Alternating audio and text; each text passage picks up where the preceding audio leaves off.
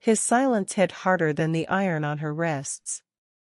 Naira Vale was dragged across the obsidian floor, the links of her chains singing against stone that had tasted too much blood.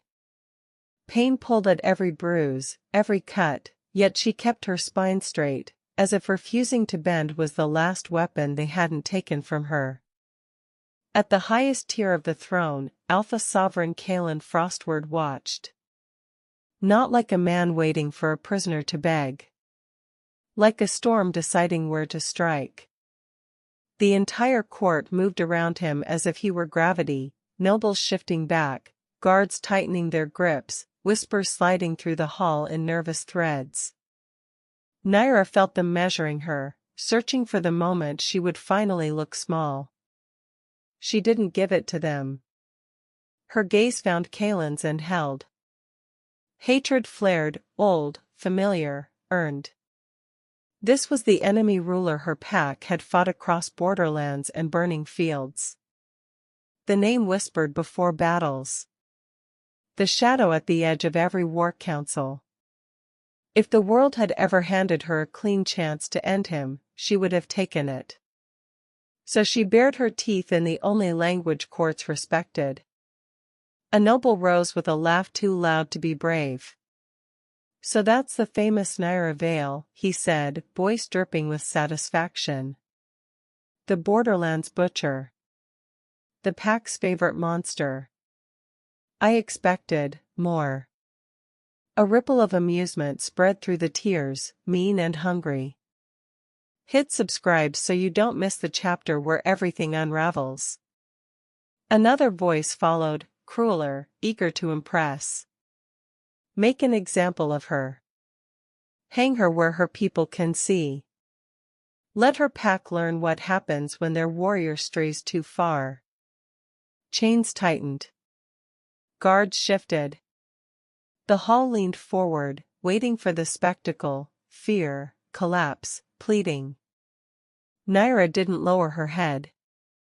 And that was when the story cracked open, because Kalen Frostward did not smile. He did not order pain for entertainment. He didn't perform dominance the way kings always did. He simply studied her, eyes calm, calculating, almost curious. In that gaze, Naira felt something worse than threat, a question. Because if he wasn't here to break her, why had he taken her alive? Naira clung to the only answer that kept her standing. This is not the end. They will come for me. More precisely, Redhan Blackmore would come. The alpha who once pulled her out of the freezing wilds and promised she belonged. The man who taught her to fight, to serve, to survive. He had saved her once. He would tear the world apart to save her again. And as Kalen's quiet attention pressed in like a blade that hadn't yet fallen, Naira's mind reached backward, to the first night she learned what belonging cost. Backstory transition line. Before she was a weapon the Borderlands feared, Naira had been something else, something nameless, starving, and left to die, until Rethan's pack found her in the snow. Snow doesn't fall softly in the Borderlands. It comes sideways, needles of ice driven by wind sharp enough to peel the heat from your bones. It comes in sheets that erase tracks, drown screams, and make the world look clean while it kills you. Naira remembered the taste of it. Not the pretty kind the nobles described in their warm halls. Not the kind children caught on their tongues for laughter. The kind that filled her mouth when she fell face first into it. She hadn't been Naira then. She'd been a thing with torn hands and cracked lips, crawling through white darkness with no map and no mercy. A rogue cub grown into feral muscle, too stubborn to die quickly and too alone to die well. Hunger had been her constant companion, an ache that lived under her ribs like a second heartbeat. It ate her from the inside, patient and certain. She didn't remember the people who left her. Only the way the night felt when she realized no one was coming back. That was the first time she learned what the world truly was, not cruel in a dramatic way. Just indifferent. Like the snow. Like the wind.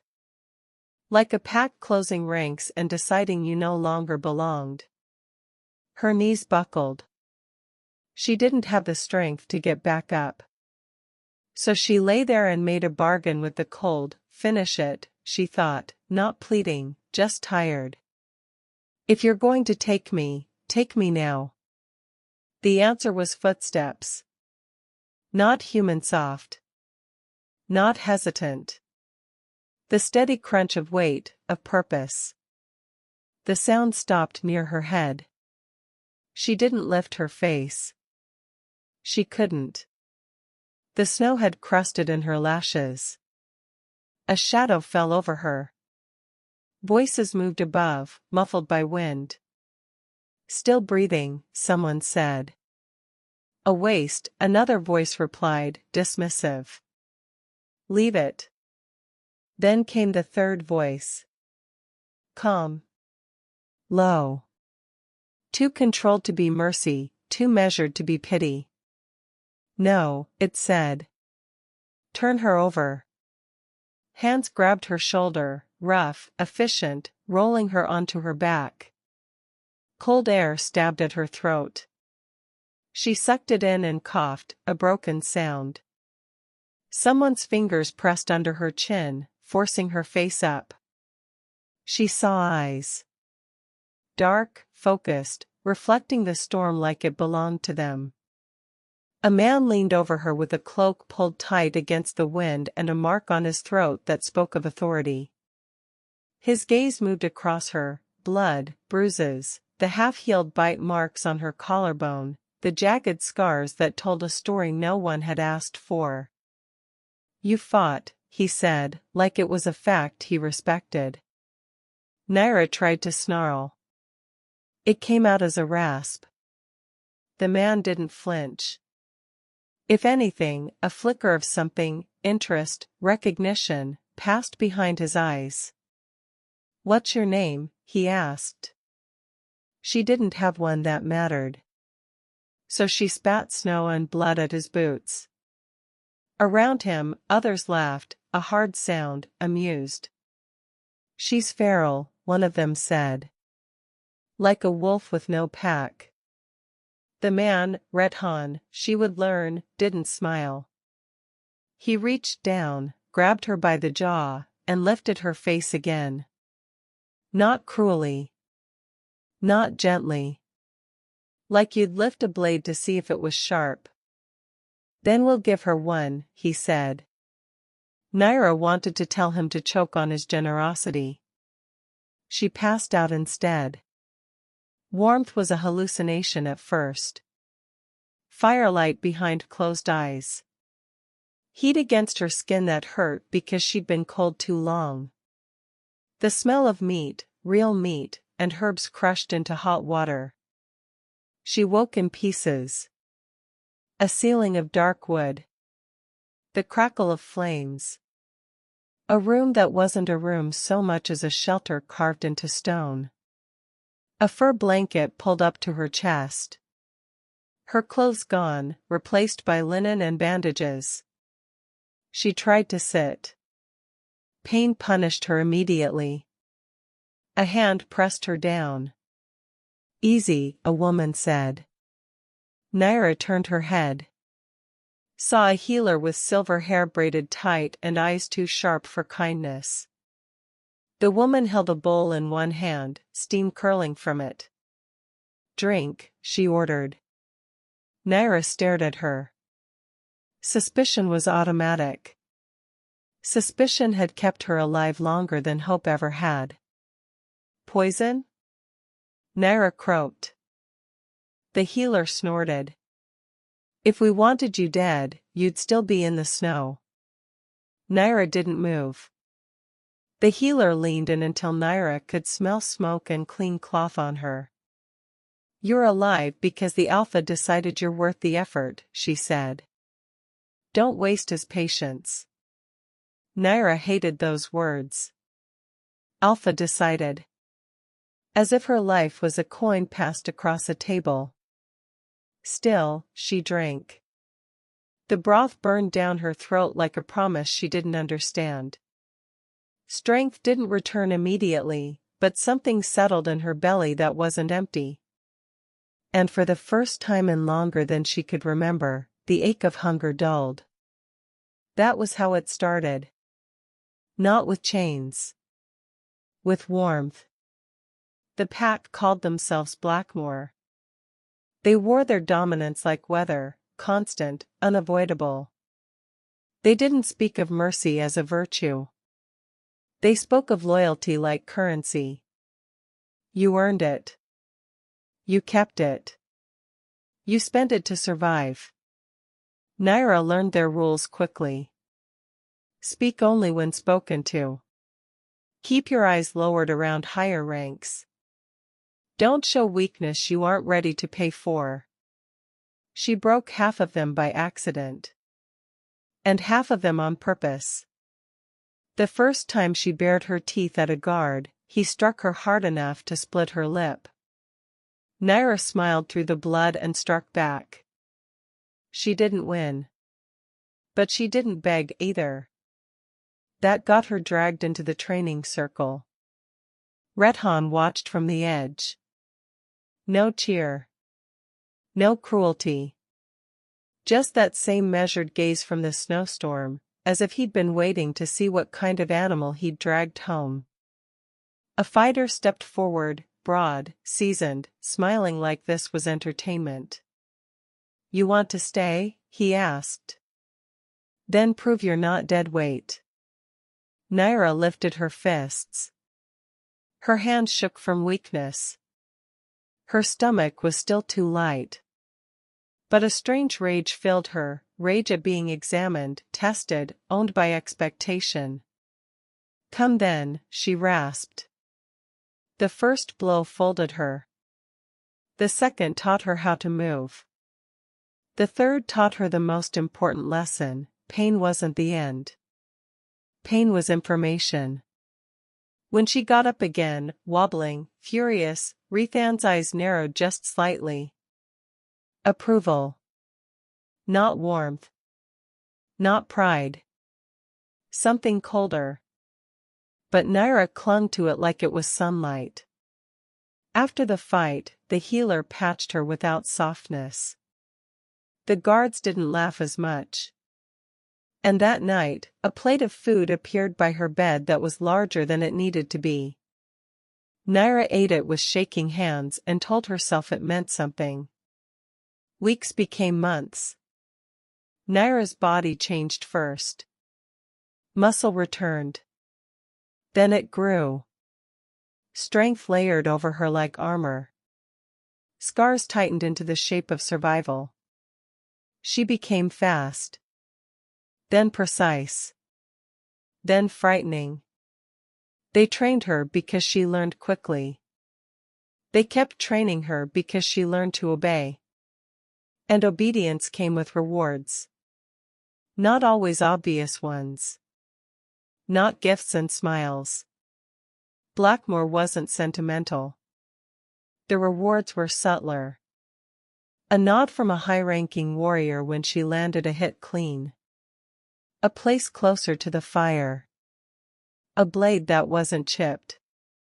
A cloak offered without comment when winter came again. And from Rethan, his attention. Sometimes it was a single sentence. Better, he'd say, when she finished a drill without hesitating. The word would land in her chest like a brand. Sometimes it was a look across the circle, his gaze cutting through the crowd to find her, as if reminding her that he was watching. I see you. Naira didn't realize how starved she was for that until she had it. Her past had been hunger and silence. Blackmore gave her structure. Gave her rules. Gave her the illusion that if she performed well enough, she could earn permanence. So she performed.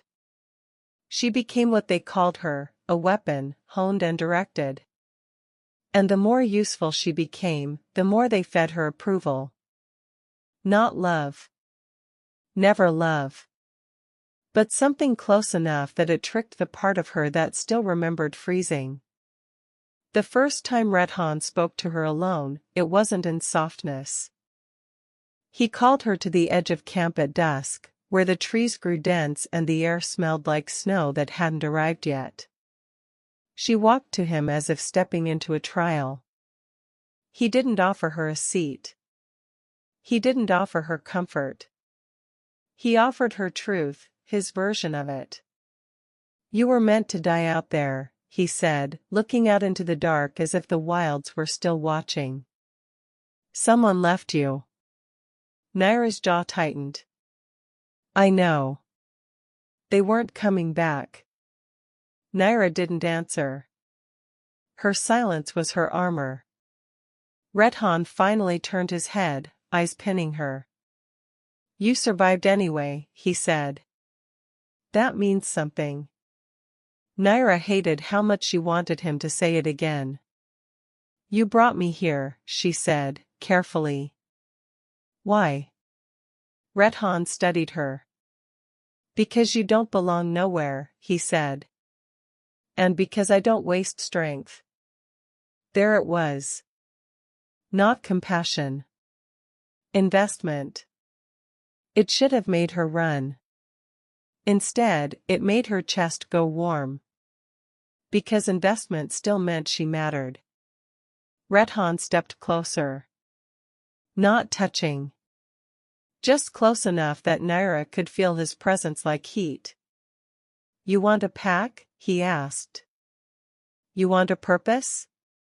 Naira's throat tightened. She forced her voice steady. "Yes." "Then you'll be loyal," he said. "You'll be mine."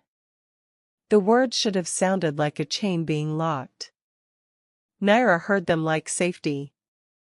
Because in the wilds, mine had meant protection. "Good," Redhan murmured when she didn't flinch. And he reached up, very briefly, and brushed his thumb along her split lip, gentle enough to feel intimate, controlled enough to feel like permission rather than affection. Naira stood still, heart hammering. Redhan smiled, not warm, not cruel. Just satisfied. That night, she lay awake replaying the moment again and again like scripture. Not realizing how expertly she'd been trained. Years later, the borderlands would fear her name. They'd call her butcher, monster, rogue weapon. Naira wore the reputation like armor because she didn't know what else to wear. She fought for Blackmore because she believed she'd been chosen. And because the idea of being unchosen again was unbearable. So she stayed close to Redhan. She learned what pleased him. She learned what earned his praise. She learned how to swallow doubt and call it discipline. When he touched her shoulder after a victory, it felt like sunlight. When he ignored her for days, it felt like starvation. Naira thought this was devotion. She didn't understand it was dependency. And every time she questioned the cost, she remembered the snow. She remembered dying alone. She remembered Rethan's voice cutting through the storm. "No. Turn her over." So she told herself the story she needed. "He saved me. He chose me. He will come for me." Iron yanked her back into the present. Naira blinked, and the firelight became torchlight in a dungeon corridor. The warmth became stone cold enough to bite. The memory of broth became the taste of blood behind her teeth. She lay chained in Kalen Frostward's prison, isolated, bruised, alive. Not executed. Not paraded. Just kept. Footsteps approached. Controlled. Familiar in their restraint. Kalen entered without his court. Without spectacle. He stood just beyond arm's reach, as if refusing even the symbolism of looming. Your people will come, he said, not as a threat, almost as if he was testing how the words fit in her mouth. Naira lifted her chin, chains clinking softly. They will. Kalen's gaze held hers. You believe that? Naira didn't answer. She didn't need to. Kalen's eyes drifted to the bruises on her wrists. The raw skin where iron had bitten. The marks that weren't his doing, marks that came from the battle that brought her here.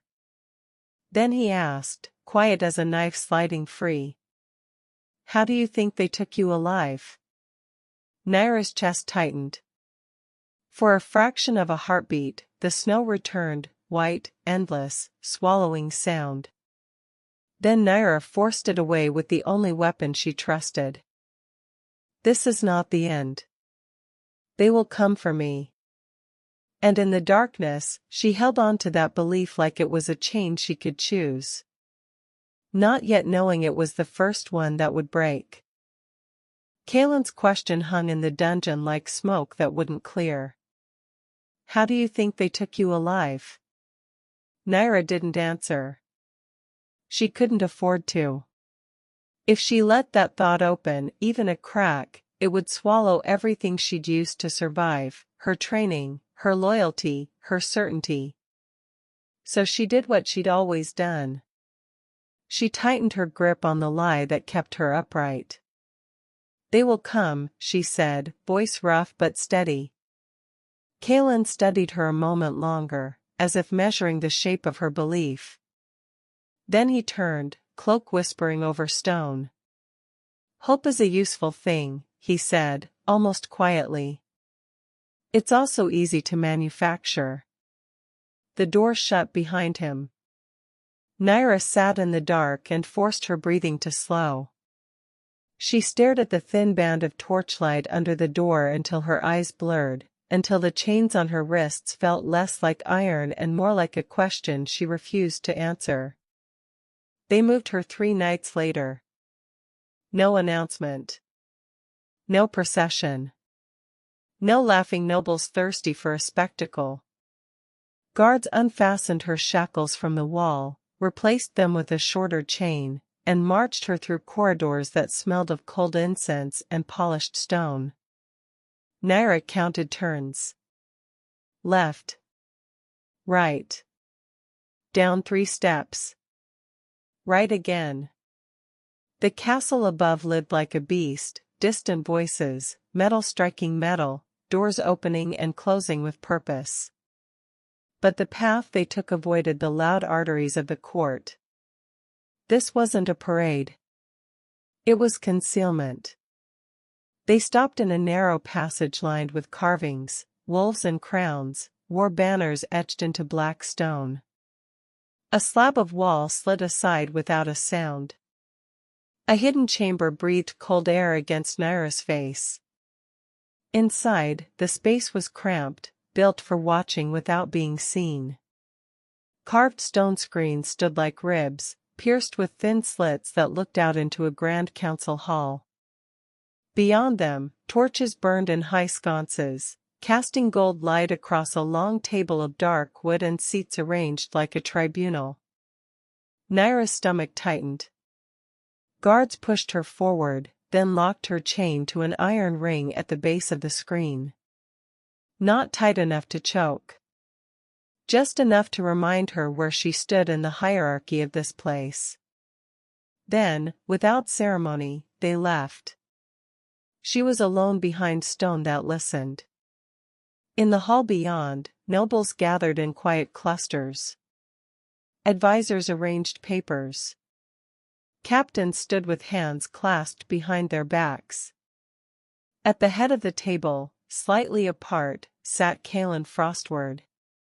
He didn't look toward the screen. He didn't need to. Naira watched his profile, the calm set of his jaw, the way the entire room adjusted itself around him like water around a rock. He wasn't performing authority. He simply was it. A door opened.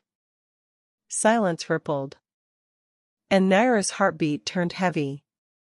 Alpha Redhan Blackmore entered the council hall like he belonged there. Not swaggering. Not tense. Calm. Controlled.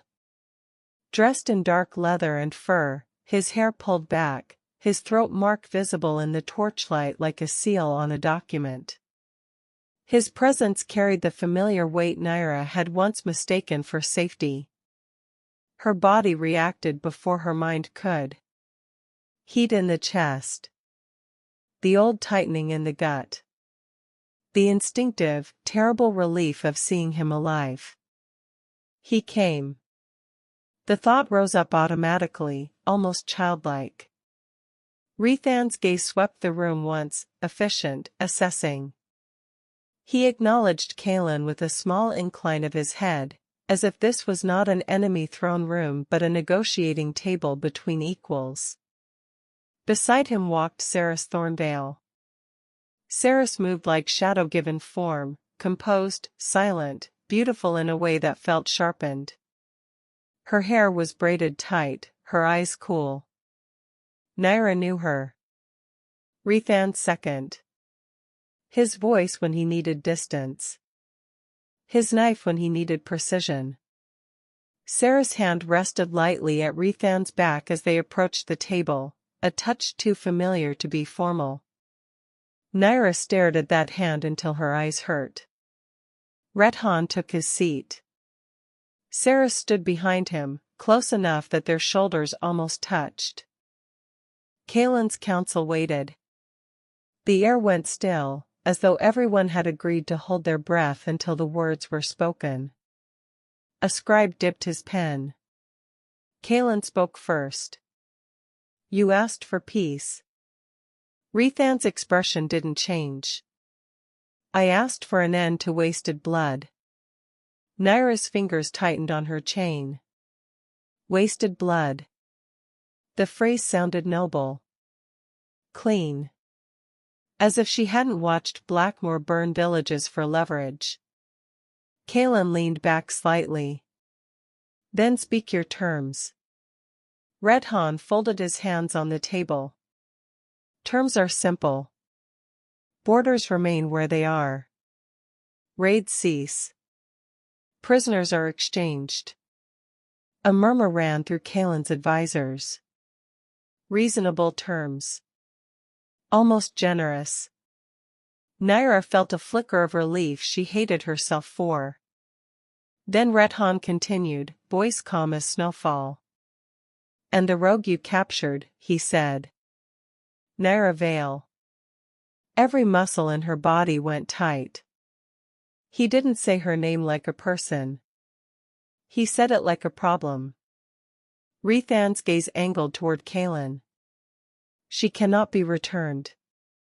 Naira's breath caught. Kaelin didn't move. "Why?" Rethan's mouth barely twitched, almost pity, almost disdain. "Because she is destabilizing." The word hit Naira like a slap. Destabilizing. Not loyal. Not brave. Not his. A variable. Redhan went on, unhurried, as if presenting the most sensible thing in the world. Naira was forged for war. She was made to break enemies and inspire fear. That made her useful when we needed a weapon. Naira's vision sharpened. Her heart began to pound in her throat. Redhan spoke as if Naira weren't breathing behind stone. "As long as she exists," he said, "she will remain a symbol of conflict. A reason for vengeance. An excuse for hot blood to reignite what we are trying to end." Kaelin's council listened. No outrage. No protest. Cerys stood behind Redhan, her expression composed, her fingers absent-mindedly tracing the line of his shoulder as if soothing him through the inconvenience of diplomacy. Naira's stomach turned. Rethan's voice lowered slightly. "So I offer a final term." The scribe's pen paused. Redhan lifted his eyes, meeting Kalen's gaze dead on. "Execute her," he said. "And we have peace." For a moment, Naira couldn't hear anything at all. The hall didn't tilt. The screen didn't blur. Her body didn't collapse. Something inside her simply emptied. Like a fire going out without smoke. Her mind tried to reject it, to shove the words away, but they lodged under her ribs and stayed there. Execute her. She waited for someone to object. For a Blackmore voice in the room, an allied emissary, a warrior, anyone, to say, no. She earned her place. She is ours. No one did. The council sat in silence that felt like agreement. Saris leaned closer to Rethan's ear and murmured something. Her lips brushed the edge of his skin as she spoke, intimate as a lover, precise as a conspirator. Rethan's hand lifted without looking and covered Saris' fingers for a brief moment. A simple gesture. A seal. Naira stared at it until her eyes burned. In that small touch, the truth sharpened into something undeniable. She had never been chosen. She had been prepared. Prepared to fight. Prepared to bleed. Prepared to die when she became inconvenient. Naira's mouth tasted like old snow.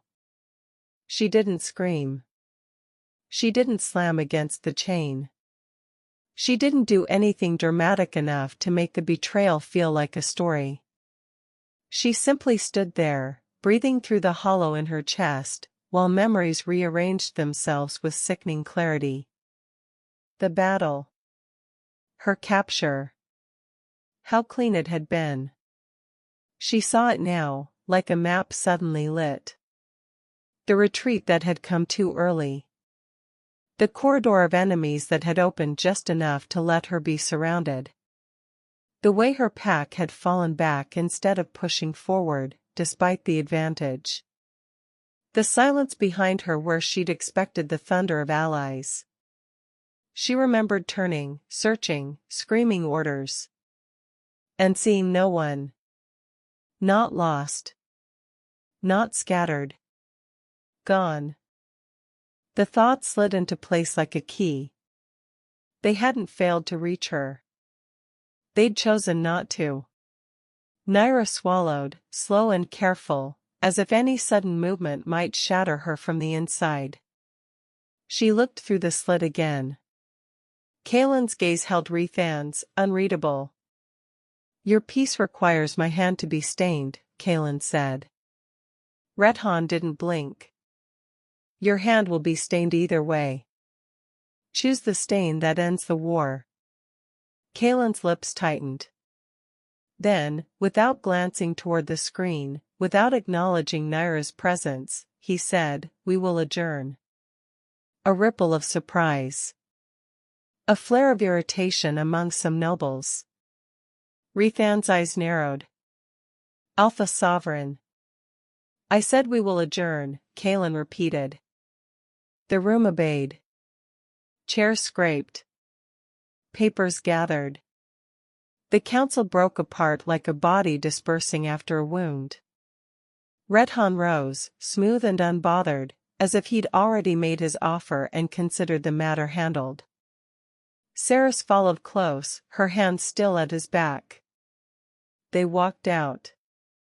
Naira stood behind Stone and listened to their footsteps fade.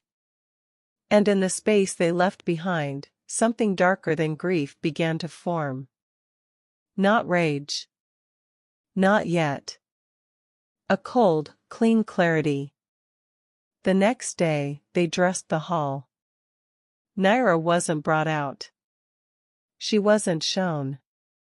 But she heard the preparations from her cell, servants moving, banners shifting, the clink of polished armor, the careful hush of something meant to look ceremonial. Peace required theater. That evening, guards escorted her again, not to the council chamber, but to a side corridor overlooking the grand hall through another carved screen.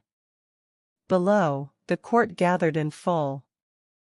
Kalen sat on his throne, expression calm, hands resting lightly on the armrests as if nothing in the world could force him to hurry. His nobles arranged themselves in tiers, hungry for whatever would happen next. The doors opened. A procession entered, men and women in plain garments, heads bowed, carrying trays and casks. Gifts, a herald announced. Tokens of goodwill from Blackmore, in honor of peace. Servants. Naira's stomach went tight the moment she saw them. Because she knew their posture. The careful blankness. The way they walked with the same measured step, too controlled to be truly humble. And she recognized three faces immediately. Not nobles. Not warriors. Knives. People she had trained. Years ago, when Redhan had ordered her to shape new assets, silent, obedient, invisible until the moment they mattered. Naira's hands gripped the screen so hard her bruises screamed. A whisper rose in her mind, automatic and bitter. Treaty of Knives. Down below, the servants approached the throne with lowered eyes. Their trays held goblets, scroll cases, ornate boxes, gifts that would be opened for the court to admire. Kalen's counsel leaned forward. A noble smiled. The first assassin moved. It was subtle, an elbow angle, a shift of weight, a hand sliding beneath a tray. Naira didn't think. Her body reacted like it had been trained to react. Down, she snarled, voice tearing out of her before she could stop it. But her warning was lost in the roar of ceremony. Steel flashed. A blade leapt from beneath linen and drove toward Kalen's throat. Chaos exploded like fire. Guards surged. Nobles screamed. Cups shattered. The servants moved with sudden lethal precision, no longer bowed, no longer meek. Knives appeared from sleeves. Poison vials cracked open. Two assassins went for Kalen's advisors, aiming to collapse leadership in one strike. Naira's chain jerked tight as she slammed against it, feral. Not because she cared about the court. Because she understood what this meant. Redhan hadn't come to negotiate. He had come to erase problems. And if Kalen died here, Naira would die in the aftermath, executed, blamed, buried, forgotten. One guard near the screen turned at the noise, startled, distracted. An assassin broke through the melee and sprinted toward the upper corridors, toward Naira's hidden position, knife ready, eyes locked. To kill the loose end. The guard fumbled his spear. Naira moved faster. She yanked hard on her chain, wrenching the iron ring with a grinding screech. The anchor wasn't meant to be tested by desperation. Stone cracked. The ring tore free with a burst of grit. Naira surged forward, swinging the broken length of chain like a flail. The assassin lunged. Naira met him mid-step and wrapped the chain around his wrist, twisting until bone popped. His knife clattered. She drove her elbow into his throat, hard enough to silence him forever. His body hit the floor. Naira didn't pause. She ripped the key ring from the dead man's belt, because assassins always carried keys in places servants never would. Her fingers moved with brutal efficiency, unlocking her own shackles with a skill that felt like mockery. Iron fell away. Freedom didn't feel like relief. It felt like exposure. Below, Kalen had risen from the throne. A second assassin darted in from his blind side, blade aimed for his ribs. Naira didn't plan. She vaulted over the low barrier and dropped into the hall like a thrown weapon. People shouted as she landed, knees bending, chain remnants still hanging from her wrist like a ghost. The assassin saw her and faltered, recognition flashing. Naira closed the distance in 2 strides and caught the assassin's wrist before the blade could sink into Kaelin. She twisted, disarmed, and drove the attacker into the ground with a force that cracked stone.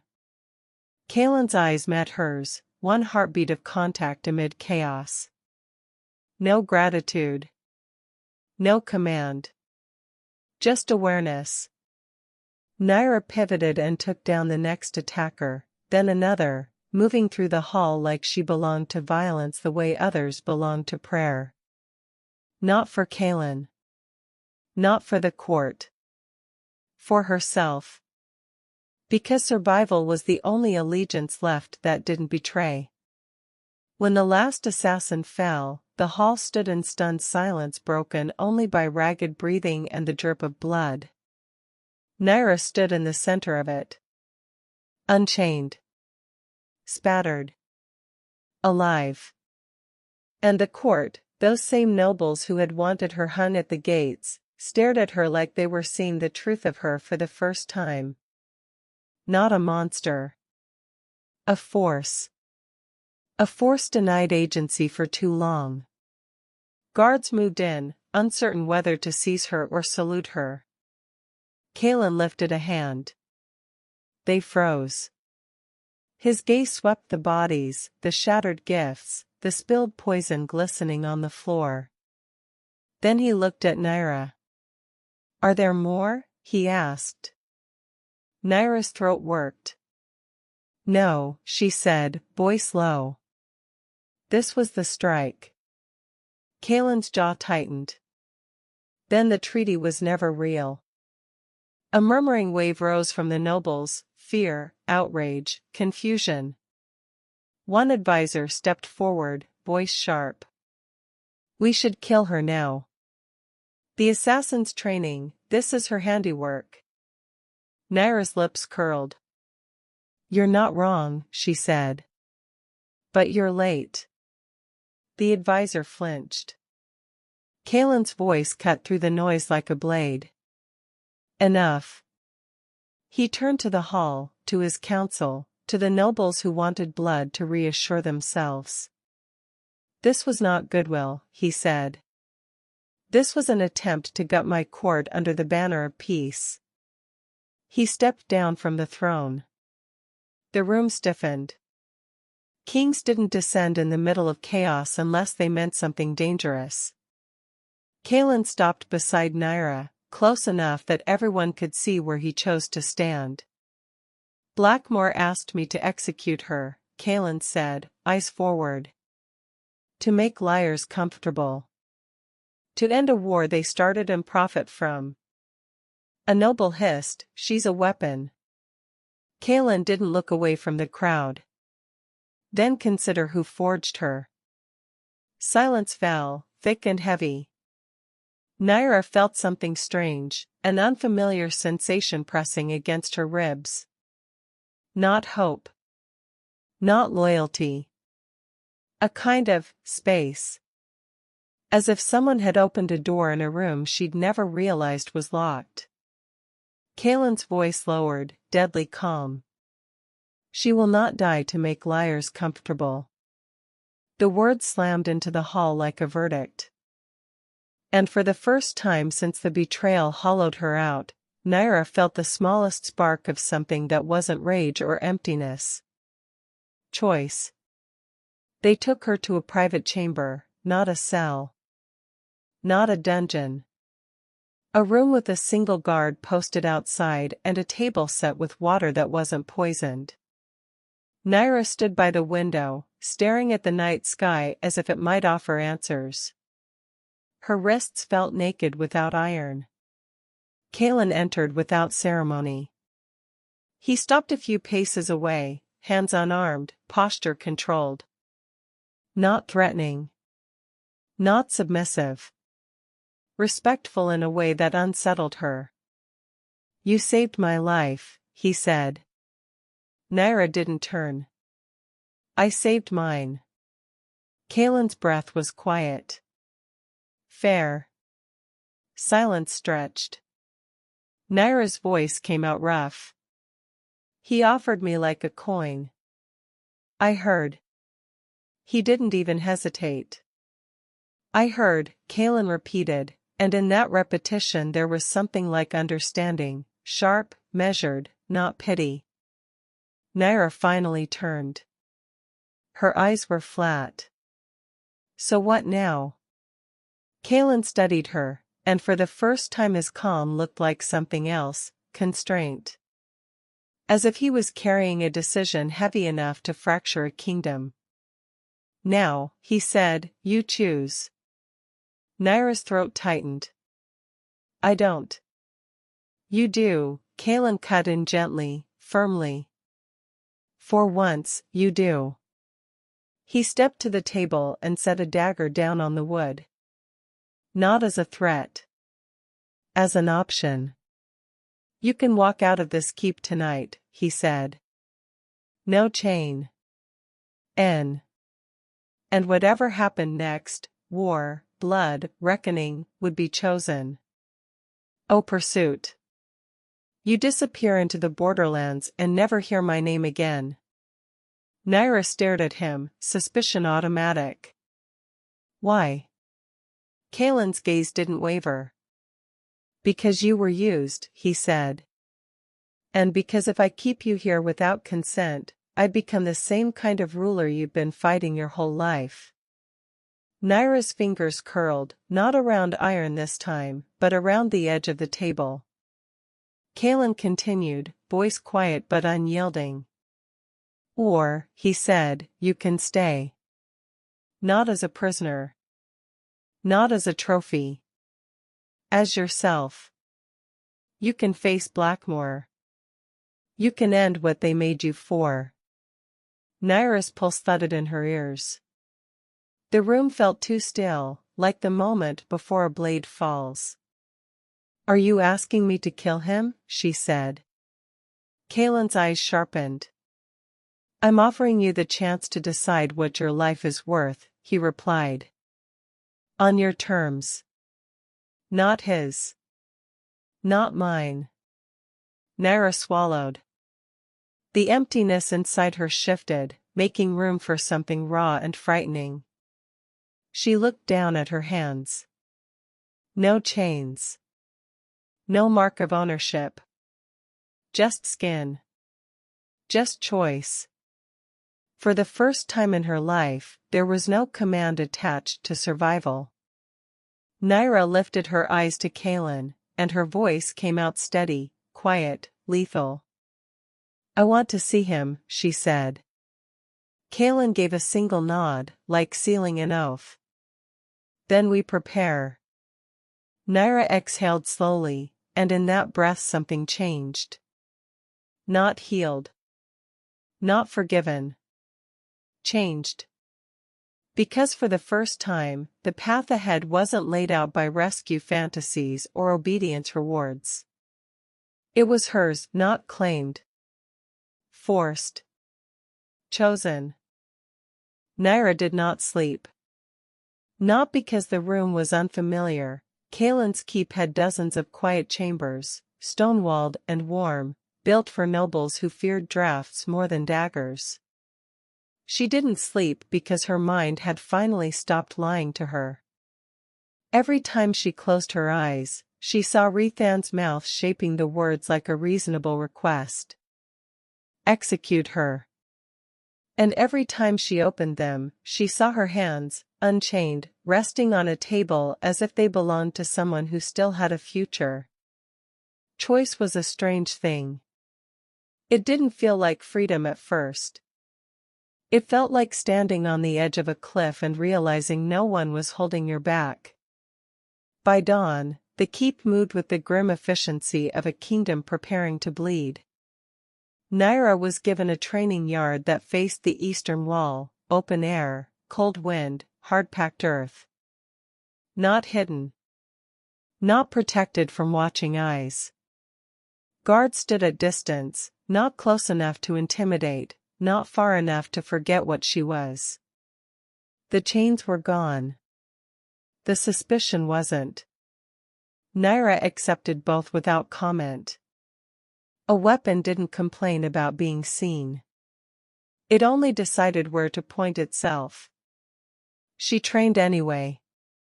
Blades first, because steel didn't care about politics. Because steel was honest. A practice sword came to her hand and felt wrong, too light, too polite, so she threw it aside and demanded real weight. When a captain refused, Naira took the practice sword and knocked him flat in 3 moves. The captain rose spitting blood, eyes wide. Naira leaned close enough for him to smell the cold on her breath. "Now," she said, calm as a threat, "bring me something that can kill." He did. She drilled until her muscles burned, until sweat froze at her hairline, until the yard stopped feeling like a stage and started feeling like a forge. The guards learned quickly that watching her wasn't entertainment. It was education. Kalen came on the 3rd day. He didn't arrive with an entourage. Just 2 advisors carrying maps, and a captain with ink-stained hands. He walked into the yard like he belonged there, watching Naira finish a sequence of strikes that would have ended a man in the first heartbeat. When she stopped, she didn't bow. Kalen didn't demand it. He gestured toward the table set at the yard's edge. "Show me where Blackmore will push," he said. Naira wiped blood, someone else's, off her knuckles. "They won't push first," she replied. "They'll bait." Kalen's brow lifted slightly. "Explain." Naira leaned over the map, fingers tracing border ridges and narrow passes. "Redhan likes clean wins," she said. "He'll send a feint to draw your force into open ground, then hit your supply line. He'll starve you, not break you. He wants you weak enough to accept terms." Kalen watched her hands, then her eyes. "You're certain?" Naira's mouth tightened. "I trained the people he uses for those moves." Silence settled over the table. Not awkward. Not pitying. Just real. Kalen nodded once. "Then we don't chase the feint. We let it pass," Naira said. "And we set a trap where he thinks he's safe." His advisor began to protest, something about honor, about optics, about what nobles expected of war. Naira looked up, expression flat. "Honor is what men call strategy when it makes them feel clean." Kalen's gaze sharpened, then, almost imperceptibly, softened. "She's right," he said to his advisor. "We win, or we die. We don't perform." The advisor went quiet. Naira felt a shift she couldn't name. Not trust, exactly. But the beginning of respect that didn't require her to be owned. Kalen met her eyes across the map. "No promises," he said. "Only plans." Naira's throat tightened. "Good," she replied. "Promises are how they trap you." Kalen's mouth twitched, the closest thing to a smile she'd seen. "Then we'll build something that can't be trapped." And in that moment, in the cold light of morning, Naira realized what had changed. He wasn't saving her. He was listening. War came like thunder that never ended. Blackmore moved first, not with a siege, not with a bannered charge, but with fire. Villages at the edge of Kalen's dominion burned in a single night. Storehouses emptied. Bridges collapsed. Dead animals were left in wells. A message arrived 2 days later, a strip of cloth tied to an arrow, marked with Blackmore's seal. Peace had been offered. Now punishment would be taken. Kaelin's council demanded blood in return. Nyra stood in the war chamber while captains argued and nobles spoke like men who'd never held a dying friend. Kaelin listened. Then he turned to her. "Where does he think I'll go?" Nyra didn't hesitate. "South Pass," she said. "He expects you to rush to defend the burn line." Kaelin nodded. "So we don't." The room erupted, outrage, disbelief. Nyra spoke over it, voice low but carrying. "He wants you emotional," she said. "He wants you chasing grief." One noble sneered. "And you want us to do nothing while our people suffer?" Nyra's eyes cut to him. "I want you to stop being predictable." Silence hit like a slap. Kaelin's voice followed, calm and final. "We march east." The nobles protested again, but Kaelin didn't move. And when he didn't move, the room learned what obedience actually looked like. Nyra watched the power shift with a strange numbness. Rethan's rule had been dominance wrapped in affection. Kaelin's rule was responsibility wrapped in steel. They marched. Not in glory. In mud. In cold rain. In armor that rubbed skin raw. Nyra rode at the front with the scouts, eyes scanning ridges and tree lines, senses tuned to the land like an old hunger. She didn't need to be told where the danger would be. She could feel it. Blackmoor's scouts were ghosts in the forest. Their traps were clever, too clever. Her work. Every time she spotted one, snare wire hidden beneath leaves, sharpened stakes disguised under moss, she felt the past trying to grab her ankle. She cut each trap free and kept moving. No nostalgia. No remorse. Just clarity. The battlefield found them at dusk, on a stretch of open ground bordered by black pines and broken stone. Blackmoor had chosen the place. Of course they had. A valley that funneled men into a killing field. High ridges for archers. Narrow routes for retreat. Kaelin's captains looked to him, waiting for command.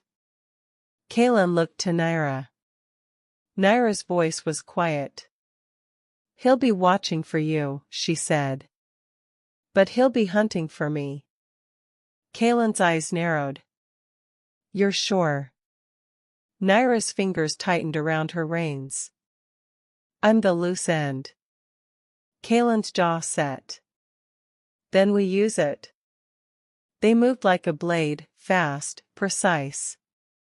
Kaelin's forces didn't charge into the valley. They split, vanishing into tree cover, forcing Blackmoor to commit to a fight without the advantage they'd prepared. The first arrows flew anyway. Screams rose. War was never clean. Strategy didn't change the sound of men dying. Nyra rode into it like she had 1,000 times before, not with loyalty, not with bloodlust, only with purpose. She cut down a Blackmoor warrior who lunged at her, recognized his stance, his training. Her stomach twisted once, then went cold again. This was what Rethan had made her. So she made it serve her instead. She hunted. Not blindly. Deliberately. Through smoke and steel, she searched for the one presence that had always anchored Blackmoor's chaos. Rethan. She found him near the ridge line, where the fighting thinned like the world itself made space for him. He moved with command, barking orders, slicing down enemies with economical precision. And then his gaze lifted. Locked onto her. The battle didn't vanish, but Nyra's focus narrowed until there was only him. Rethan's expression shifted, surprise first, then something like relief. Naira, he called, voice carrying through the clash as if it belonged to her. The sound of her name on his tongue used to feel like belonging. Now it felt like a leash being thrown. Naira dismounted. She walked toward him through mud and blood like the world was holding its breath. Redhan stepped forward, hands open, weapon lowered slightly, not surrender, but performance. "You're alive," he said, as if he'd expected her to be dead but was pleased she wasn't. Naira didn't answer. Rethan's eyes flicked over her, no chains, no collar, no mark of ownership. A tiny crease formed between his brows. "They didn't break you," he said. Naira's mouth barely moved. "You tried." Redhan exhaled as if disappointed in her tone, like she'd failed etiquette. "You don't understand," he said. "I did what I had to. Peace needed a sacrifice." Naira stared at him. "And you chose me." Rethan's voice softened, careful. "You were strong enough to bear it," he said. "You were always strong. That's why I saved you. That's why I made you what you are." There it was. The lie dressed as a compliment.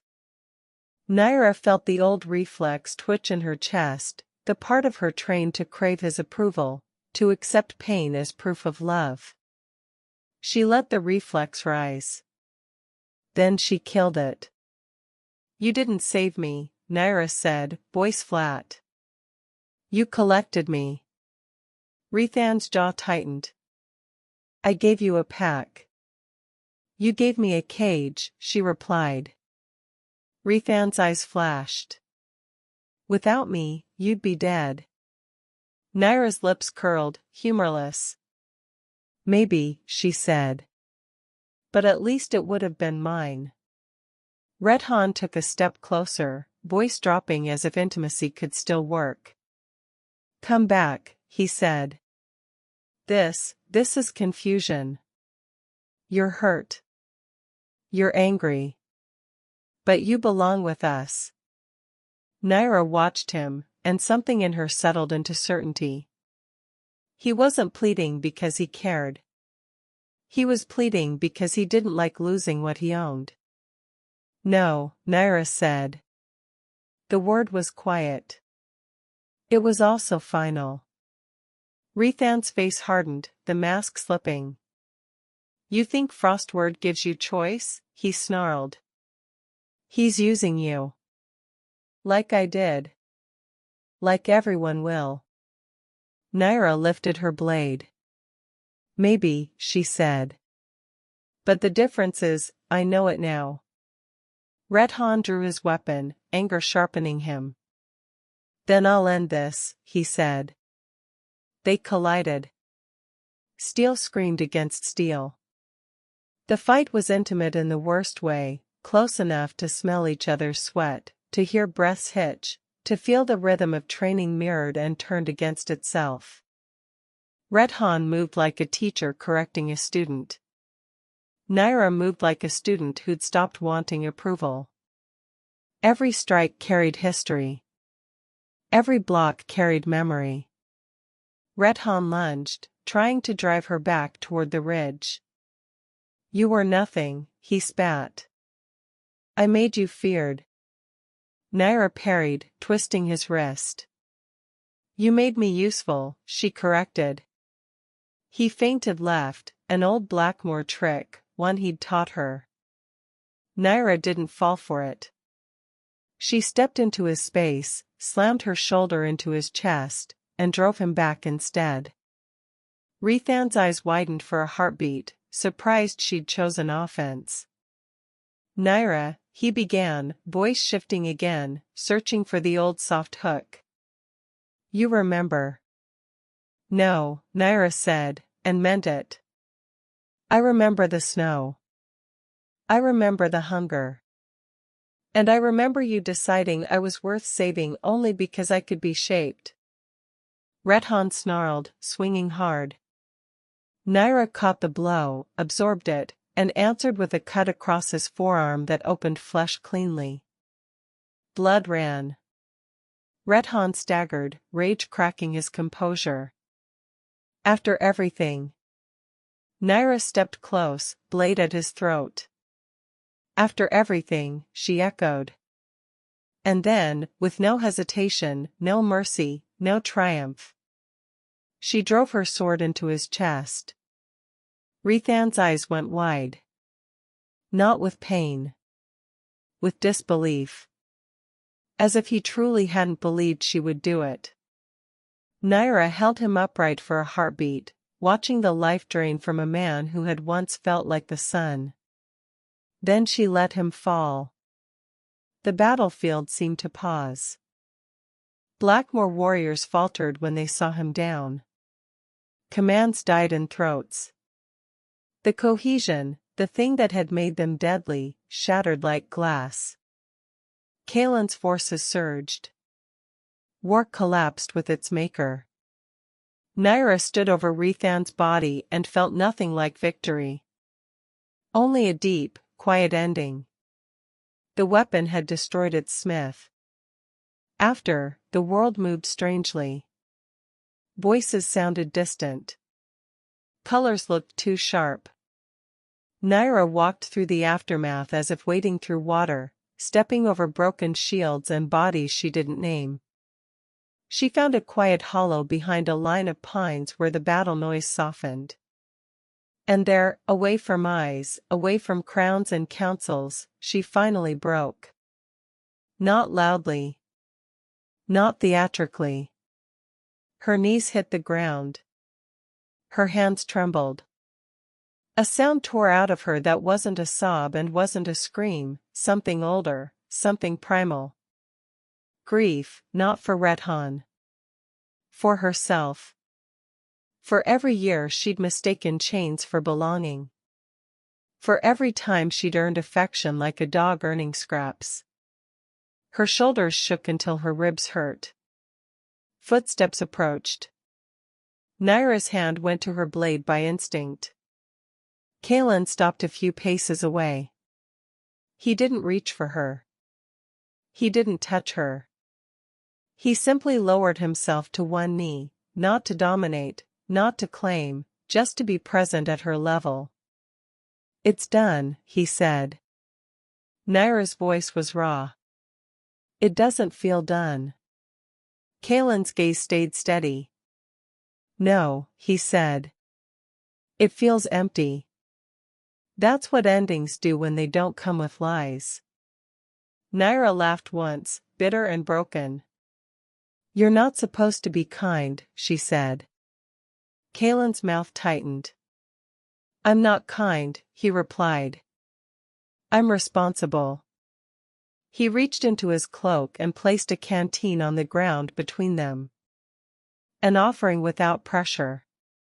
Naira stared at it. Then, slowly, she took it. Kaelin rose. "Come," he said. "The court will gather. They'll want a story." Naira wiped her face with the back of her hand, smearing blood and tears together until they were indistinguishable. "I don't have one," she murmured. Kaelin's eyes sharpened.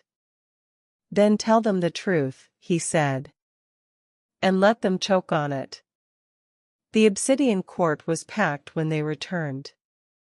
Torches burned brighter than usual. Banners hung stiff. Nobles stood in tears like witnesses waiting to decide what history would say. Naira walked beside Kaelin, not behind him. The room noticed. Whispers ran like rats. Some faces held fear. Some held awe. Some held hatred that didn't know where to point itself now that the war's architect lay dead. Kaelin stepped forward to the edge of the dais. His voice carried without strain. "Blackmore is broken," he said. "Their alpha is dead. Their treaty was a blade aimed at our throats." A noble raised a shaking hand. "And her," he demanded, pointing at Naira. The weapon they sent? The monster?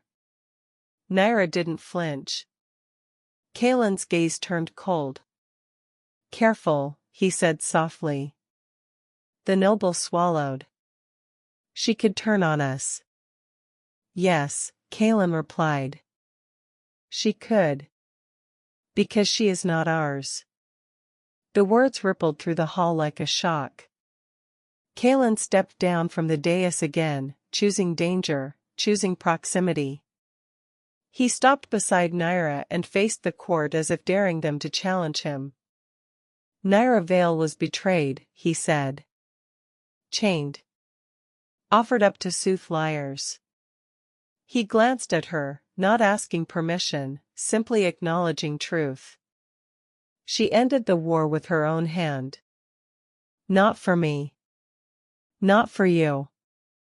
For herself. The hall was silent. Kalen's voice hardened into something like a vow. From this night forward, he said, she stands as my equal. Gasps broke out. A councilman's face went pale. My alpha, your crown. Kalen's eyes cut to him. My crown is not worth much if it rests on the same cruelty as Blackmore's. He turned to Naira then, and for a heartbeat, the entire court held still. This is what I offer you, Kalen said, loud enough that every ear could hear. Freedom. No bond. No claim.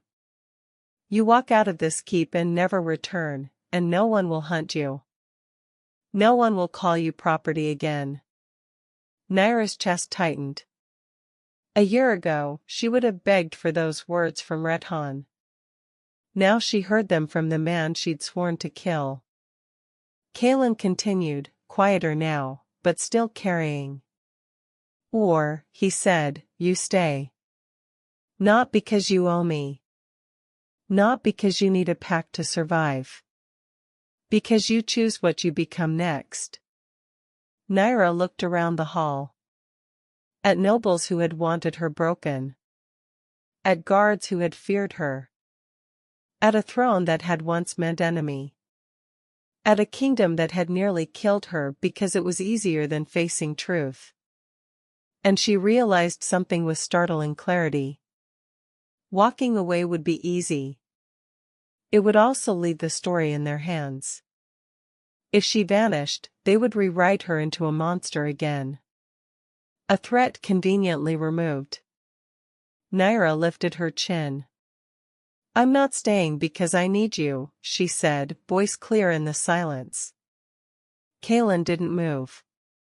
I'm staying, Naira continued, because I refuse to be a tool in anyone's story ever again. A murmur rose, fear, disbelief, reluctant respect. Naira's eyes swept the tears. I was betrayed, she said. I was chained. And I was told what I was worth. She stepped forward one pace, owning the space. Now, she said, I decide. Kalen's gaze held hers, steady, approving, not possessive. He turned back to the court. Then bow, he said. For a heartbeat, no one moved. Then the first me bent. A captain. A soldier. Someone who understood power was not a crown but a choice made under pressure. Another followed. Then another. The nobles hesitated, pride warring with survival, until the room shifted, gravity reasserting itself. Knees hit stone. Heads lowered. The obsidian court bowed. Not to a captive. Not to a weapon. To a woman unchained. Naira stood in the center of it, spine straight, hands empty, heart steady. No iron on her wrists. No leash in her mind. Only will. And as the torches burned and the court remained kneeling, the title settled onto her shoulders like something earned rather than granted. Wolf Queen. Not because she was claimed. Because she chose herself. She was betrayed. She was chained. She was chosen, by herself. If this story caught your attention, subscribe so you don't miss the next tale.